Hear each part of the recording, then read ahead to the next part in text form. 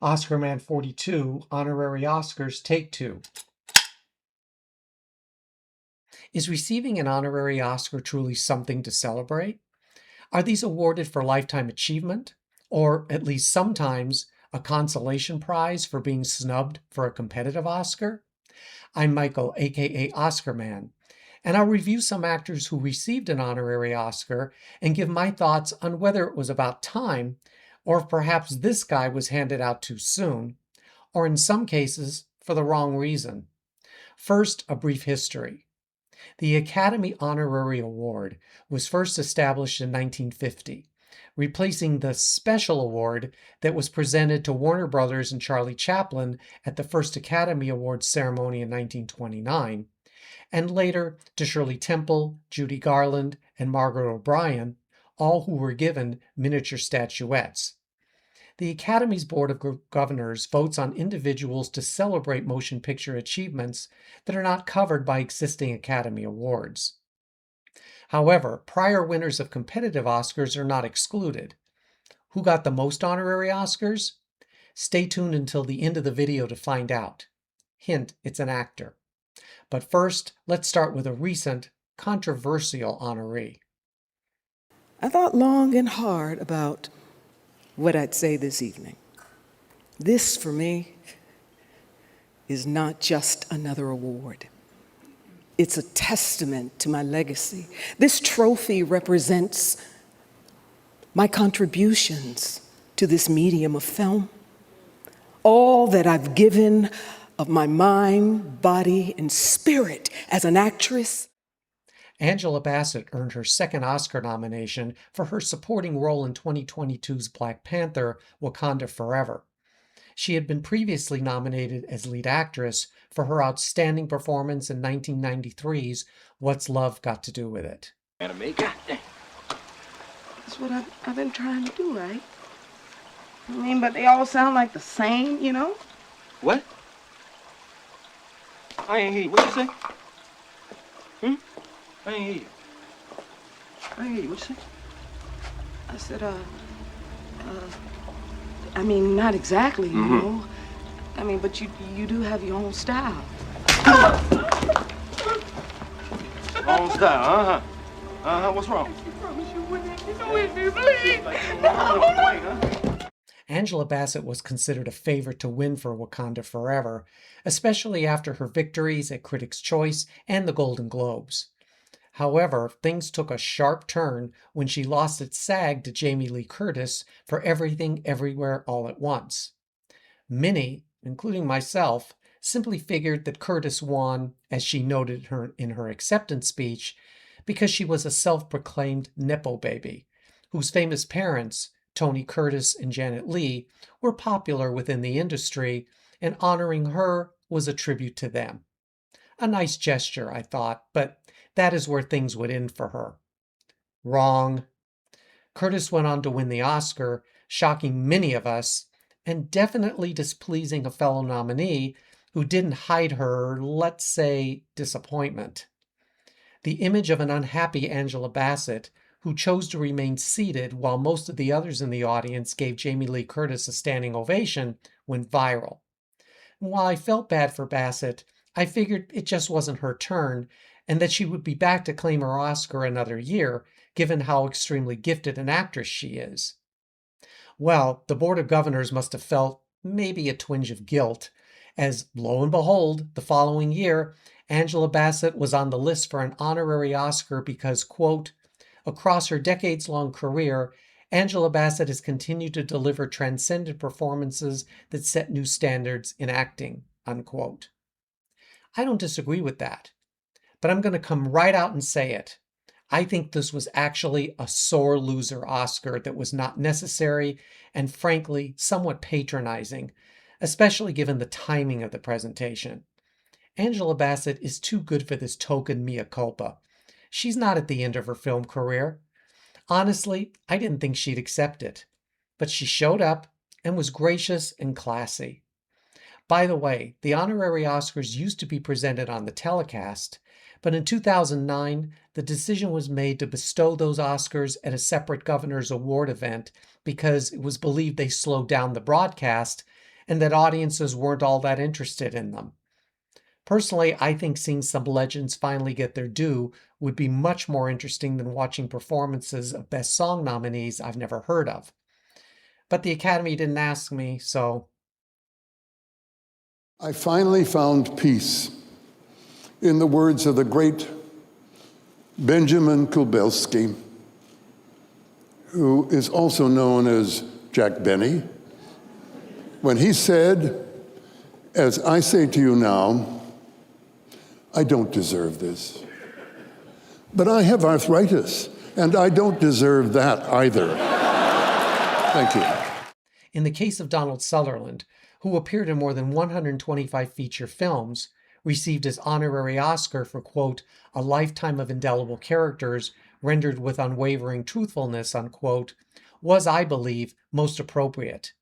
Never nominated for an Oscar, Donald Sutherland was, as we all know, robbed for this memorable performance. And you are unpredictable. But you're so cautious. You're determined, Beth. But you know something? You're not strong. And I don't know if you're really giving. In 1980's Best Picture winner Ordinary People, Donald Sutherland got the chance to show a soft, sensitive side that was different from the darker villainous roles he played in such films as The Hunger Games and Virus.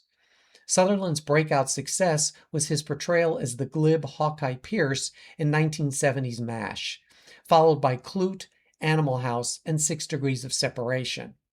The winner of an Emmy, Critics' Choice Award, and 2 Golden Globes, Donald Sutherland was presented with his honorary Oscar in 2017 and continued working until his death in 2024 at the age of 88.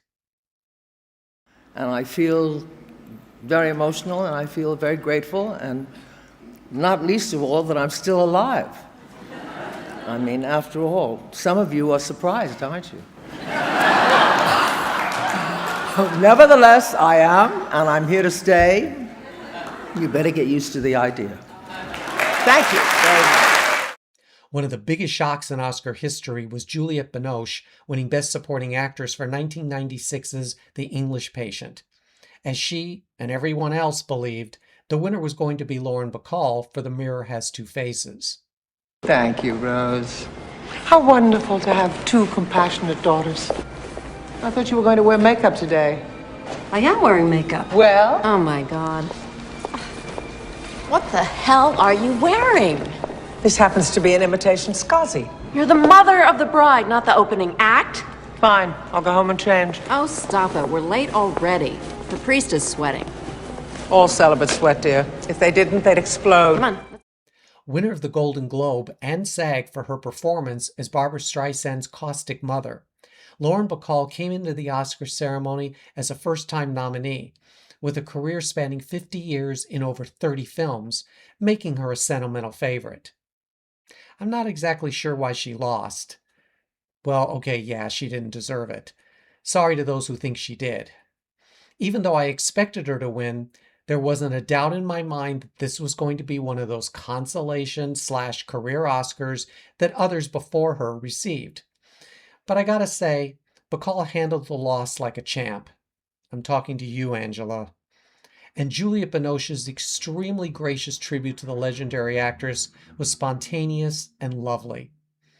Lauren Bacall went on to star in a dozen more films afterwards, though perhaps her greatest achievement was winning 2 Tony Awards for her work in, yes, musicals. Though Lauren Bacall first became famous as a model and wife to Humphrey Bogart, she carved out her own niche as an actress, receiving a star on the Hollywood Walk of Fame during the peak of her career, before receiving her honorary Oscar in 2009, quote, in recognition of her central place in the golden age of motion pictures, unquote. Lauren Bacall died from a stroke in 2014 at the age of 89.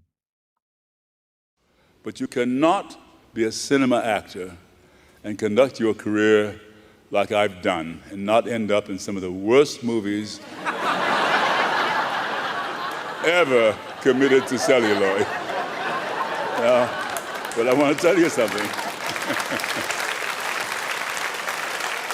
But I want to tell you something. I so cherish them. With numerous credits as an actor, not only in films, but on television, the stage, and for his iconic narration, James Earl Jones pretty much did it all, earning his one Oscar nomination as lead actor for 1970's The Great White Hope. Away from Chicago, I got it. And now that you got it, you get your black ass out of here. Jax! Bring me it, Daddy. Let the gentleman see how you're smishing your wife. She ain't no wife of mine. We's coming lower, and I's coming home to Papa. It's coming nothing. Don't you papa me, girl. I'll papa you so you never forget it.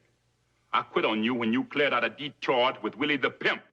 James Earl Jones began his film career in 1964's Dr. Strangelove and continued in more than 100 movies, including Coming to America, Field of Dreams, and Patriot Games.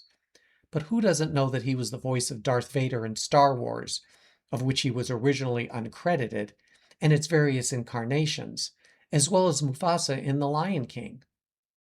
Awarded the Honorary Oscar in 2011 for, quote, his legacy of consistent excellence and uncommon versatility, unquote, James Earl Jones also won 2 Tonys, 3 Emmys, and a Grammy, which placed him in the unofficial EGOT club. Official EGOTs actually win the 4 awards in competition.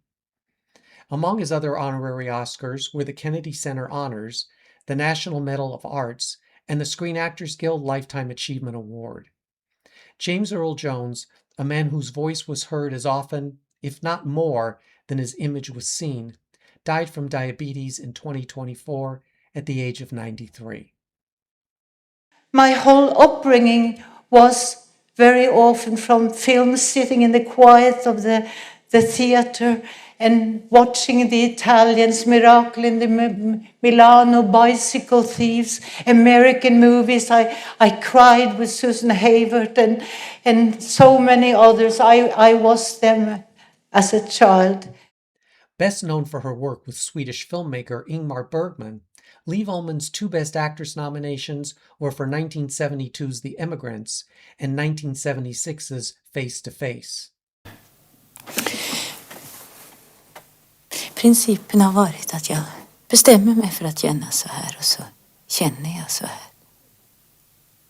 Jag bestämde mig för att inte vara rädd för döden och det döda.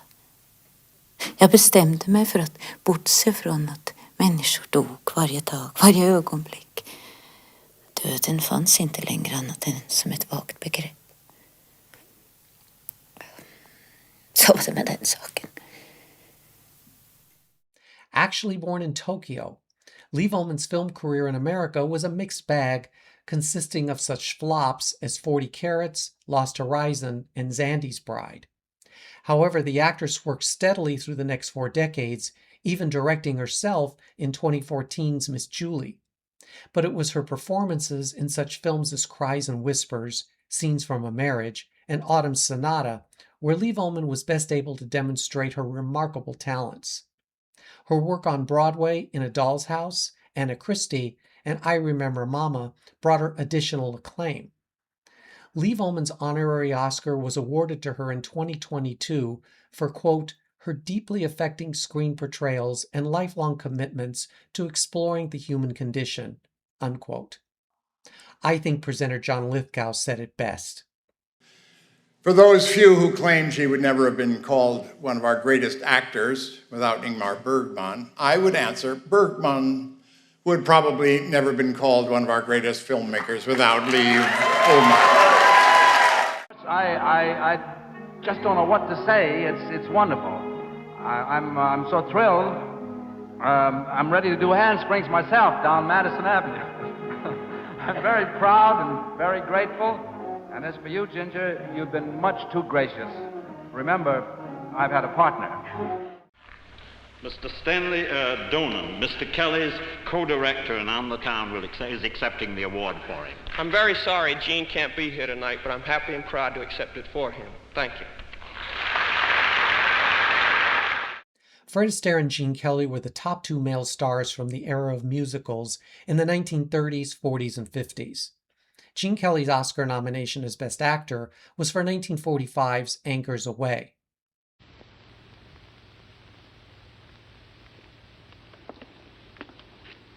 know music. I can't sing if I want to. Fred Astaire had been previously nominated as Best Supporting Actor for The Towering Inferno, for which he won the Golden Globe. I promised myself I'd make a full confession. Oh. You don't know anything about me. You're penniless. But don't you see your heart isn't in it? I brought you up to sell you 1,000 shares in Greater Anaheim. Fred Astaire began his film career alongside his sister Adele, his dancing partner in many stage productions. Following a screen test for RKO, the studio reported this about Astaire, quote, "Can't act, slightly bald, also dances," unquote. Not thrilled with signing him to a contract, RKO lent Astaire to MGM for his first film, Dancing Lady, co-starring Joan Crawford. The rest, well, you know what happened. Gene Kelly, who definitely looked better and danced more athletically, also began his career on the stage before starring with Judy Garland in his first film, 1942's For Me and My Gal. He later added director to his resume. For 1951's Best Picture winner, An American in Paris, Gene Kelly received an honorary Oscar, quote, "in appreciation of his versatility as an actor, singer, director, and dancer, and specifically for his brilliant achievements in the art of choreography on film," unquote. There was no category for Best Choreography. Okay, there was a Best Dance Direction Oscar for 3 years, but discontinued in 1937. As for Astaire, he received his honorary award the previous year for, quote, "his unique artistry and his contributions to the technique of musical pictures," unquote. Because musical performances were almost never nominated for Oscars, I understand why both of these legendary stars were honored. Fred Astaire and Gene Kelly both have stars on the Walk of Fame and were the recipients of the Lifetime Achievement Award from the Kennedy Center Honors and American Film Institute. The legendary entertainers appeared together twice, in 1945's The Ziegfeld Follies, and later in a special number for That's Entertainment Part 2. Fred Astaire died in 1987 at the age of 88, followed by Gene Kelly's death in 1996 at the age of 83. I'll tell you, I even had coffee in the MGM commissary with Clark Gable. That's as far as it went, you understand. I mean, but we were on the lot together. I once saw him driving down to Sunset Boulevard, I'll never forget, in a dark brown Mercedes convertible. I never got over it. And when I could afford it, I got the same car in dark brown and drove it for years until it was stolen. Angela Lansbury was a 3-time supporting actress nominee for Gaslight, her first film, The Picture of Dorian Gray, and The Manchurian Candidate, perhaps her best film role. I shall force someone to take the body away from him. Then Johnny will really hit those microphones and those cameras with blood all over him, fighting off anyone who tries to help him, defending America even if it means his own death, rallying a nation of television viewers into hysteria to sweep us up into the White House with powers that will make martial law seem like anarchy. Though Angela Lansbury appeared in more than 50 films, I think of her more as a stage and television actress for really one iconic role she portrayed in both mediums, the Broadway musical Mame and the television series Murder, She Wrote. Among her many film roles, Lansbury was in National Velvet and Death on the Nile, as well as the voice of Mrs. Potts in Beauty and the Beast. She was the winner of 6 Golden Globes and 5 Tony Awards. Lansbury was also nominated for an Emmy 18 times, but never won, a record she still holds to this day. Angela Lansbury's partial list of accolades includes Lifetime Achievement Awards from the Screen Actors Guild, American Theater Wing, and Kennedy Center Honors, plus a star on the Hollywood Walk of Fame. Her honorary Oscar was presented to her in 2013 as, quote, "an entertainment icon who has created some of cinema's most memorable characters, inspiring generations of actors," unquote. An actress who entertained audiences for decades, Angela Lansbury died from natural causes at 96 in 2022. Thank you. There should be some more words for thank you, shouldn't there? I've never been so frightened in all my life. But I feel better now because I know I'm among friends. With a near record 6 nominations and no wins, Deborah Kerr was certainly a worthy recipient of an honorary Oscar, if for nothing else, to compensate for her stellar nominated performances in The King and I and From Here to Eternity. I know. I don't want you to go back to Holmes. I don't want to either, but I am. There's nothing else for me to do. It's no good with us, Milt. It could never have been any good. Hiding, sneaking. It had to wear out. Always an Oscar bridesmaid, Deborah Kerr should have had the title of Academy Award-winning actress. Her additional nominations were for Edward, My Son, Heaven Knows Mr. Allison, Separate Tables, and The Sundowners. But they don't include some of her other notable film work, including Black Narcissus, The Chalk Garden, and The Night of the Iguana. Perhaps realizing that they ripped her off, the Academy made up for it in 1994, quote, in appreciation for a full career's worth of elegant and beautifully crafted performances, unquote. The irony of who presented Kerr with her award is not lost on many of us. A major box office star who was recently honored is coming up next. But before I discuss my thoughts on that choice, I want to thank you for watching this video and hopefully being a member of the channel. If you're not, become a subscriber so you can join us for weekly videos and also vote like an Academy member in the daily polls. Thank you. Because I want you to know, and please know, that I carry you with me, each of you, and you are part of every frame of every film I have ever made or ever will make. And I want you to know that I will always do everything I can to help this art form, to support and champion new voices, to protect what makes cinema powerful, and hopefully without too many more broken bones. That would be nice. Currently ranked 6th among the all-time box office stars worldwide, Tom Cruise is a 3-time Oscar nominee for his performances in Born on the 4th of July, Jerry Maguire, and Magnolia. Yeah, excuse me. See, thank you, love. It's a funny thing that this is an important element of Seduce and Destroy. Facing the past is an important way of not making progress. This is something I tell my men over and over and over.